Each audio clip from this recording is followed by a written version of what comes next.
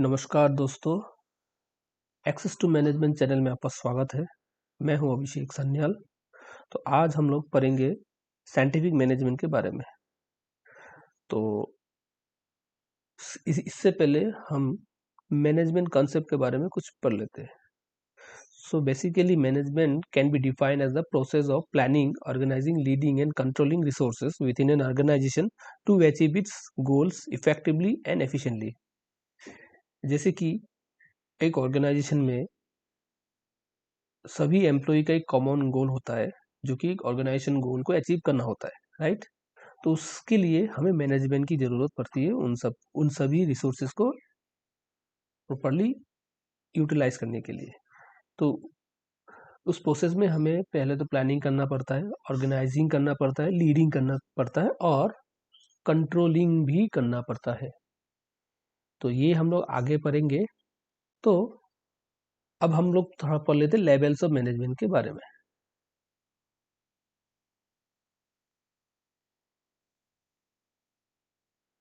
So levels of management में जैसे कि आप देख सकते हैं, ये क्या है, टॉप लेवल मैनेजमेंट है। यहाँ पे जितने भी डिसीजन मेकिंग होता है सब यहाँ पे होता है।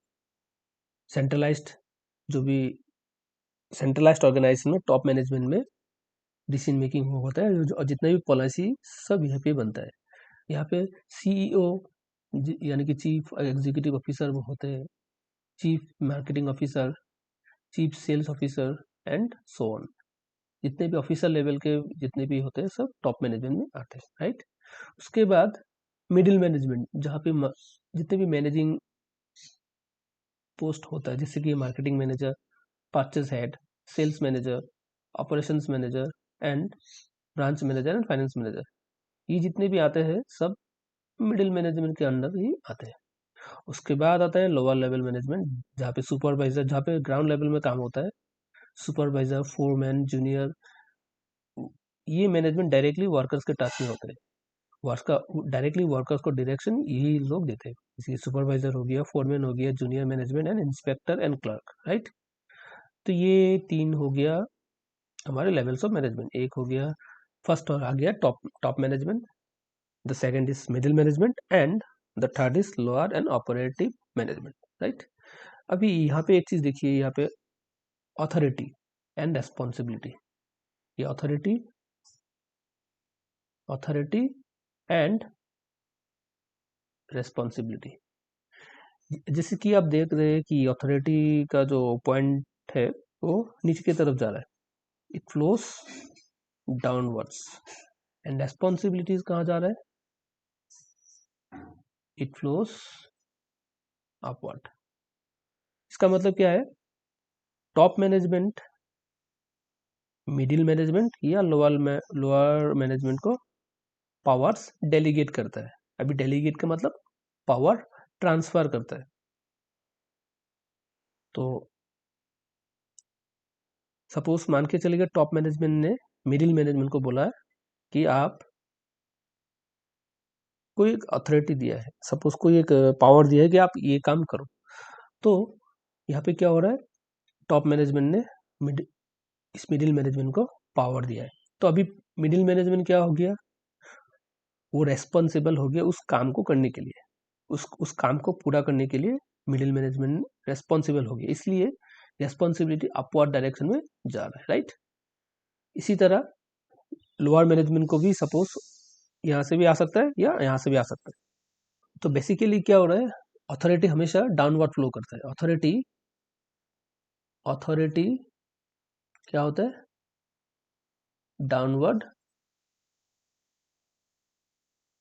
फ्लो करता है, और रेस्पॉन्सिबिलिटी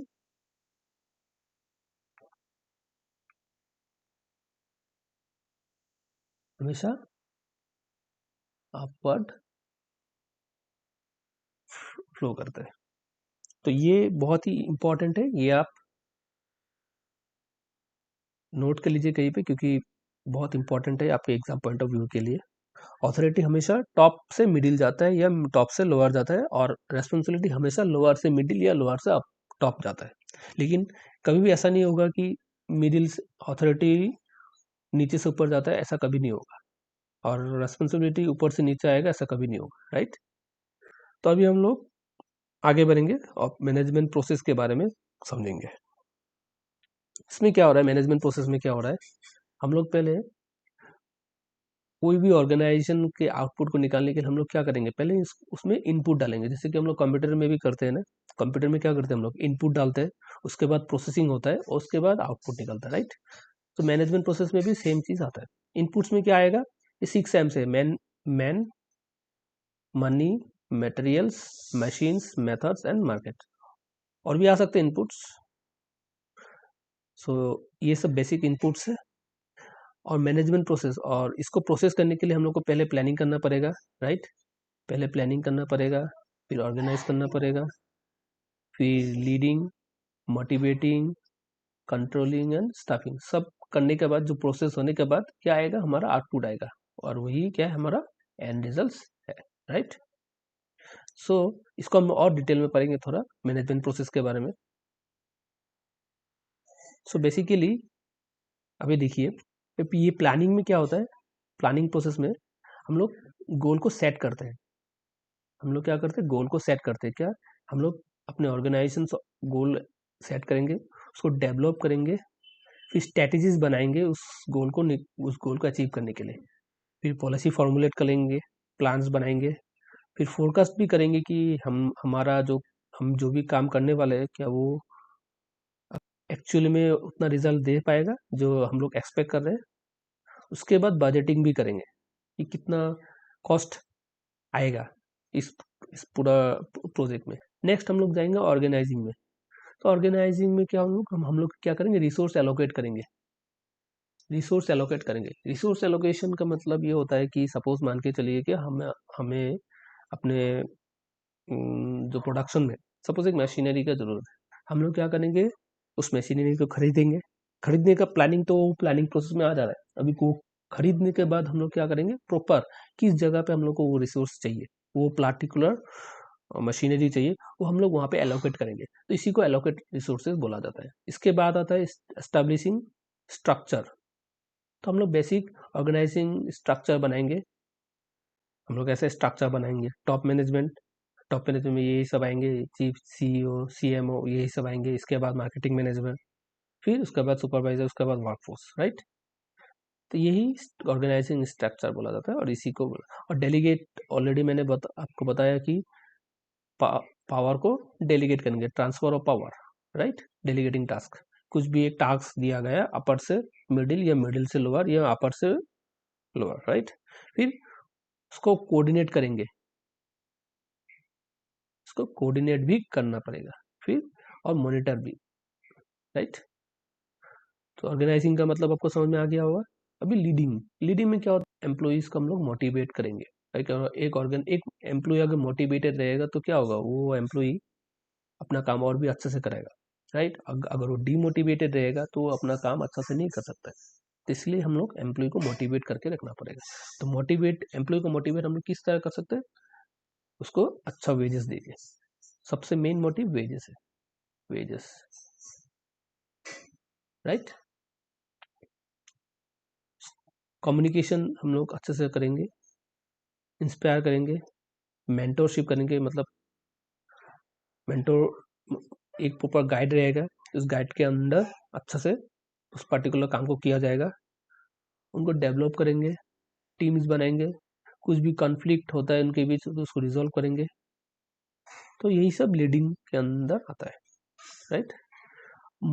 कंट्रोलिंग में क्या होता है, हम लोग परफॉर्मेंस को मॉनिटर करते हैं कि कौन सा एम्प्लॉय, कौन सा वर्कर कैसा काम कर रहा है, हम लोग वो परफॉर्मेंस करेंगे।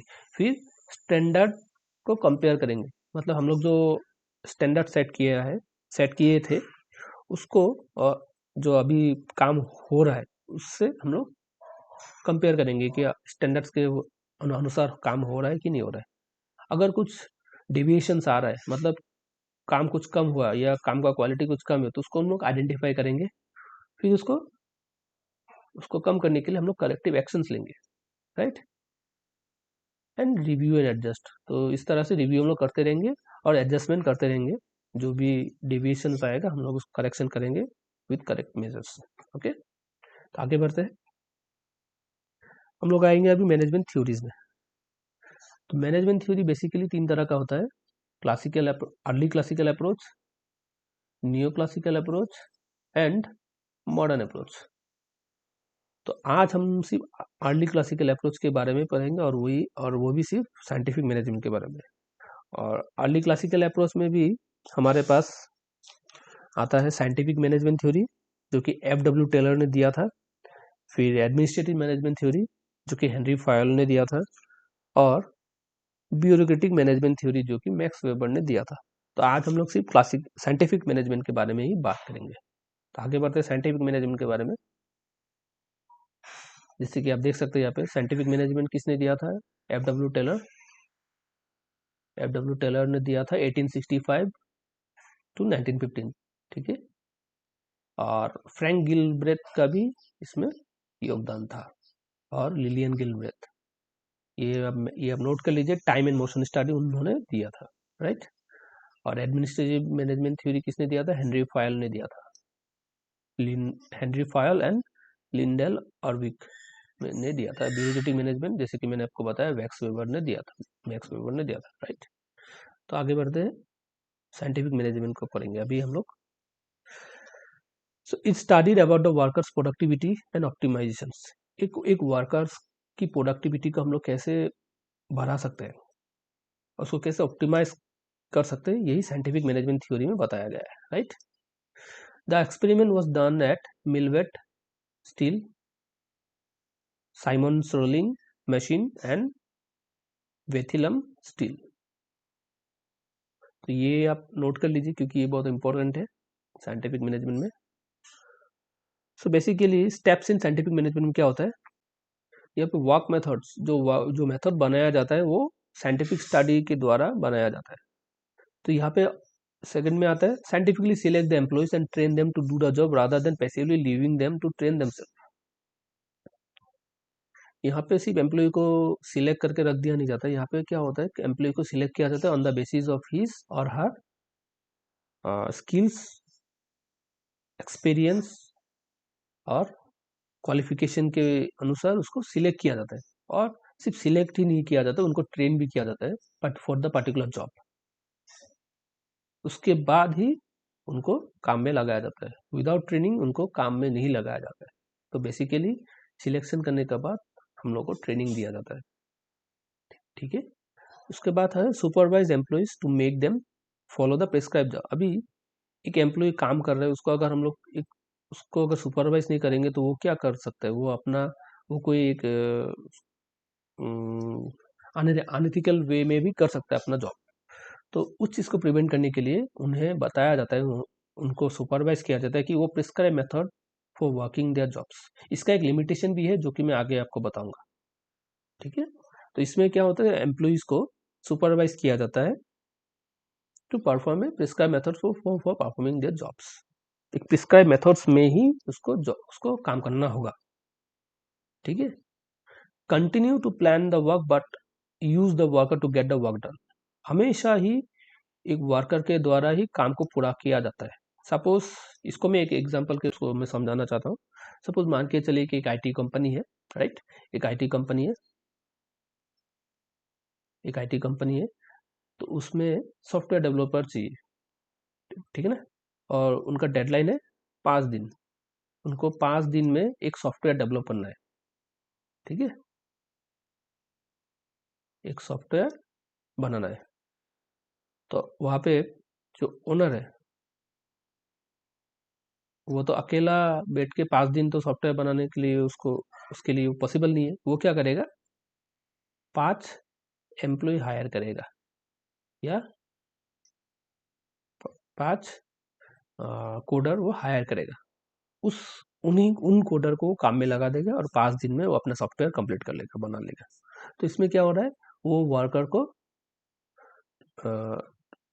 Use the worker to get the work done. तो वो अपने वर्कर के थ्रू ही अपना काम करा रहा है, ठीक है ना। साइंटिफिक मैनेजमेंट यही बताता है। आपको समझ में आ गया होगा, थिंक। तो आगे बढ़ते हैं। तो लिमिटेशन, जैसे कि मैंने थोड़ी देर पहले आपको बताया इस पॉइंट में कि supervise employ to make sure that they follow the prescribe methods of performing their jobs. यहाँ पे देखिए एम्प्लॉय क्या कर रहा है, एक प्रिस्क्राइब मेथड, जो कंपनी ने मेथड बताया उसी मेथड में उसको काम को करना पड़ेगा। ऐसा भी तो हो सकता है कि उस पर्टिकुलर एम्प्लॉय के पास एक नया आइडिया है, न्यू आइडिया, जिससे वो काम और भी एफिशिएंटली वो कर सकता है, राइट। लेकिन उसी रिजिड मेथड में उसको करना पड़ेगा उस जॉब को। तो ये एक लिमिटेशन भी है, क्योंकि वो अपना प्रॉब्लम सॉल्विंग, वो अपना खुद से डिसीजन मेकिंग नहीं ले सकता, राइट। फिर यहाँ पे सिर्फ इकोनॉमिक इंसेंटिव के बारे में बात किया गया है कि एक एम्प्लॉय को मोटिवेट करने के लिए उसको अच्छा इकोनॉमिक इंसेंटिव देना पड़ेगा, राइट। नहीं तो उसको, नहीं तो वो मोटिवेट नहीं होगा। लेकिन इकोनॉमिक इंसेंटिव के अलावा भी और भी बहुत सारे मोटिवेटिंग फैक्टर है जो जो कि एक एम्प्लॉय को मोटिवेट कर सकता है। लेकिन हमारा साइंटिफिक मैनेजमेंट में ऑलरेडी एक ही चीज़ बताया गया है कि economic incentive which is the only motivation for increasing production in this concept, does not serve every other purpose of the man, right। तो आगे बढ़ते हैं। No individual contribute to the workers in the same motions taught and expected. तो हर individual अलग है एक दूसरे से, राइट। सभी का जो प्रोडक्टिविटी है, किसी का कम होगा, किसी का ज़्यादा होगा, किसी का भी इक्वल नहीं है, राइट। कोई एक काम कोई एक काम को 1 घंटा में कर देगा, या वही काम को कोई 1-2 घंटा या उससे भी ज़्यादा समय लेके कर देगा।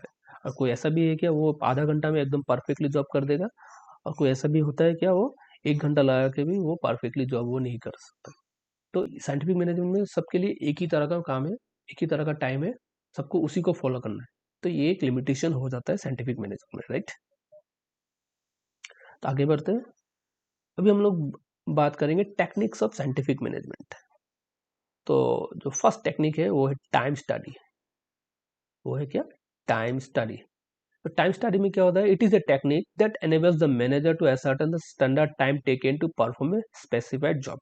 ये टाइम स्टडी मैनेजर क्यों करते हैं, क्योंकि मेजर करने के लिए क्या, पर्टिकुलर एक जॉब में उसको करने के लिए, उस जॉब को करने के लिए कितना टाइम का जरूरत है, एक स्टैंडर्ड टाइम सेट हो जाता है उससे। उस मान के चलिए क्या, एक मैनेजर ने क्या किया, एक वही मैं एग्जांपल लेता हूँ क्या, एक एक ऐप को डेवलप करना है 5 दिन में। तो वो 5 दिन उसको, मैं उस मैनेजर को कैसे पता चला कि ये ऐप 5 दिन में डेवलप हो सकता है, वो कभी ना कभी उस चीज़ को वो स्टडी किया, उस टाइम को स्टडी किया था। पहले भी ऐसा कुछ ऐप 5 दिन में बना होगा, ठीक है, ऐप 5 डेज में बना होगा, जिसकी वजह से उस मैनेजर ने ये सोच लिया कि ये जो आने वाला ऐप है, ये जो बनने वाला ऐप है, ये भी 5 दिन में बन जाएगा। तो ये एक तरह का टाइम स्टडी हुआ, ठीक है। तो स्टैंडर्ड टाइम, एक फॉर्मूला भी दिया हुआ है कि standard time into working hours is equal to fair day work, ठीक है। ये आप नोट कर लीजिएगा, इंपॉर्टेंट है। नेक्स्ट आता है मोशन स्टडी। अभी मोशन स्टडी का मतलब देखिए, it refers to the study of the movement of an operator और machine involve in a particular task. Study of the movement of an operator और machine involve in a particular task. Suppose एक task को करने के लिए हमें machine चाहिए, और मशीन को चलाने के लिए क्या चाहिए, ऑपरेटर भी चाहिए। तो इन दोनों को मूवमेंट, मशीन को एक जगह से दूसरी जगह मूवमेंट जब करेंगे, एक जगह से दूसरी जगह अगर हम मूवमेंट करेंगे, उसके लिए क्या होगा, समय, टाइम कंज्यूम हो रहा है, और एनर्जी भी, दोनों दोनों ही इन्वॉल्व हो रहा है, राइट। तो यहाँ पे क्या हो रहा है, कुछ यूजलेस मोशंस भी यहाँ पे आ जा रहा है। मतलब सपोज मान के चलिए क्या, उस काम को करने के लिए सपोज वो काम 9 बजे से शुरू होना था, राइट। 9 बजे शुरू होना था और 12 बजे तक खत्म हो जाना था, लेकिन उस मशीन को लाते लाते वो 10 बज गया, ठीक है ना। तो यहाँ पे यूजलेस वेस्ट ऑफ मोशन कितना हुआ, 1 घंटा का, मतलब 1 घंटा लेट हो गया। ये इसको हम लोग कैसे एलिमिनेट कर सकते थे, अगर उस मशीन को पिछला दिन ही अगर हम लाके ऑन द स्पॉट रख देते थे, तो हम लोग 9 बजे से ये काम चालू हो जाना था, तो 12 बजे तक खत्म हो जाना था, ठीक है ना। तो इस तरह से हम लोग क्या कर सकते हैं, एलिमिनेट वेस्ट यूजलेस मोशन कर सकते हैं। अब बेसिकली मोशन स्टडी का यही ऑब्जेक्टिव होता है, यही पर्पस होता है, to eliminate useless motions. Operator के बारे में देखिए, कभी कभी ऑपरेटर भी क्या करता है, कभी कभी कभी पानी पीने जाता है, कभी पान खाने जाता है, या कभी कुछ अपना टाइम पास करके, मतलब वो अपना जॉब जो भी काम कर रहा है, बीच बीच में वो गैप लेके, अननेसेसरी गैप ले लेके कभी बाथरूम गया, तो ये सब क्या अननेसेसरी गैप है जो कि मिनिमाइज किया जा सकता है, इसलिए मोशन स्टडी किया जाता है to eliminate useless motion and determine the best way of doing the job, right. I think आपको मोशन स्टडी और टाइम स्टडी समझ में आ गया होगा। तो आगे बढ़ते हैं, फंक्शनल फोरमैनशिप, ठीक है। तो फैक्ट्री मैनेजर है, और एक फैक्ट्री में दो विंग्स होते हैं, एक होता है प्लानिंग इंचार्ज और दूसरा होता है planning production in charge. So planning in charge में देखिए, फर्स्ट आता है हमारा instruction card clerk. Instruction card clerk का मतलब होता है कि ये इनका जो काम है, ये वर्कर्स को क्या करते हैं, इंस्ट्रक्शन देते हैं for the work, particular work, regarding the particular work. Root clerk का मतलब होता है जो प्रोडक्शन होने वाला है, जो प्रोडक्शन होने वाला है वो किस रूट से होने वाला है, मतलब किस तरह से होने वाला है, प्रॉपर रूट ये हेल्प करते हैं देने के लिए। टाइम एंड कॉस्ट क्लर्क क्या करते हैं, तो ये कॉस्ट शीट बनाते हैं, ये कितने टाइम और कितने कॉस्ट में ये बनेगा, ये सब कैलकुलेशन ये टाइम एंड कॉस्ट क्लर्क करते हैं। और डिसिप्लिनरियन क्या करते हैं, maintain the proper discipline in the production process, ये इनका काम है, राइट। और अभी आते हैं प्रोडक्शन इंचार्ज में, स्पीड बॉस। स्पीड बॉस क्या करते हैं, ये वर्कर का स्पीड को रिकॉर्ड करते हैं, कितने टाइम पे वर्कमैन उस काम को कंप्लीट करता है, उस चीज को स्पीड बॉस क्या करता है, रिकॉर्ड करता है, राइट। गैंग बॉस का काम है जितने भी मशीनरीज है वो उसको प्रॉपरली काम कर रहे हैं कि नहीं, उसको देखभाल करने का रेस्पॉन्सिबिलिटी गैंग बॉस के ऊपर है। और रिपेयर बॉस, जैसे कि नाम से आपको पता चल रहा है, रिपेयर बॉस क्या करेगा, अगर गैंग बॉस को पता चला कि पर्टिकुलर एक मशीनरी में कुछ खराबी आ गया है, तो वो क्या करेगा, डायरेक्टली रिपेयर बॉक्स को रिपेयर बॉस को वो क्या करेगा, इन्फॉर्म कर देगा। तो रिपेयर बॉस क्या करेगा, repair boss is responsible for the जितने भी मतलब मशीनरीज है, अगर वो सही कंडीशन में नहीं है तो उसको रिपेयर करने का जिम्मेदारी इसका ही है। तो वो हमेशा मेक श्योर करते हैं क्या, हमेशा हर एक मशीनरी वर्किंग कंडीशन में है, राइट। और इंस्पेक्टर क्या करेगा, वो क्वालिटी ऑफ वर्क को चेक करेगा कि काम ठीक से हो रहा है कि नहीं, राइट। तो ये हो गया फंक्शनल फोरमैनशिप। और अभी आते हैं हम लोग फैटिग स्टडी के बारे में। The study of the rescued is called fatigue study. Suppose मान के चलिएगा, अगर फैटिग का मतलब क्या है, अगर आप कुछ काम कर रहे हैं, काम करते करते थक गए, तो उसी को फैटिग बोला जाता है, राइट। तो वर्कर भी सेम है, वो काम करते करते कभी थक जाता है, राइट। उसको भी रेस्ट पीरियड करने का बहुत ज़रूरी है, क्योंकि अगर वो रेस्ट नहीं करेगा तो वो आगे काम नहीं कर पाएगा अच्छे से, राइट। ये हम सभी से, इवन क्या सिर्फ वर्कर नहीं, एक मशीन को भी रेस्ट चाहिए, एक मशीन को भी रेस्ट चाहिए, ठीक है ना। अगर वो रेस्ट नहीं करेगा तो क्या होगा, उसमें खराबी, तकनीकी खराबी आ सकती है, राइट। तो रेस्ट पीरियड क्या करता है, rest period will assist one to recover from the fatigues and work again with the same capacity. Okay, ये तो इजी था। अभी आते हैं हमारे अंतिम पॉइंट में, जो कि होता है differential piece wage rate system. मतलब the wage payment is based on the efficiency of the worker, मतलब वर्कर का एफिशिएंसी के हिसाब से उसको वेज मिलेगा, ठीक है ना। जो एफिशिएंट वर्कर है उसको ज़्यादा मिलेगा, और जो इनएफिशिएंट है उसको कम मिलेगा। इससे क्या होगा, जितने भी इनएफिशिएंट वर्कर है वो अपना काम क्या करेगा, और भी अपने आप को एफिशिएंट बनाने की कोशिश करेगा, अपना काम को इम्प्रूव करेगा, क्योंकि उसको वेजेस कम मिल रहा है ना, इसलिए वो अपना काम अच्छा से करेगा और भी अच्छे से करने का कोशिश करेगा। तो इसमें से basically differential piece wage rate system मतलब जो एफिशिएंट है उसको अच्छा पीस रेट सिस्टम मिलेगा, अच्छा पीस रेट मिलेगा compare to the inefficient ones, right. तो आशा करता हूँ आज का क्लास आपको अच्छा लगा होगा। ये हमारे चैनल का फर्स्ट वीडियो है, तो कुछ भी गलतियाँ भी हुई होंगी, तो उसके लिए मैं आपसे माफ़ी चाहूँगा। तो नेक्स्ट वीडियो में हम लोग पढ़ेंगे administrative management theory and bureaucratic management theory. तो वीडियो अगर आप लास्ट तक देख रहे हैं तो बहुत बहुत धन्यवाद आपका। तो कुछ भी आपको डाउट हो तो आप कमेंट सेक्शन में कमेंट कीजिए, मैं उसका रिप्लाई आपको दे दूंगा। और इस पीडीएफ को अगर आपको डाउनलोड करना है तो आप मैं नीचे टेलीग्राम में अपना टेलीग्राम आईडी दे दूंगा, आप मुझे मैसेज करेंगे तो मैं आपको टेलीग्राम में आपको ये पीडीएफ में आपको प्रोवाइड कर दूंगा। और इसका कंटिन्यू वीडियो हम अपने नेक्स्ट क्लास में डिस्कस करेंगे। तो थैंक यू।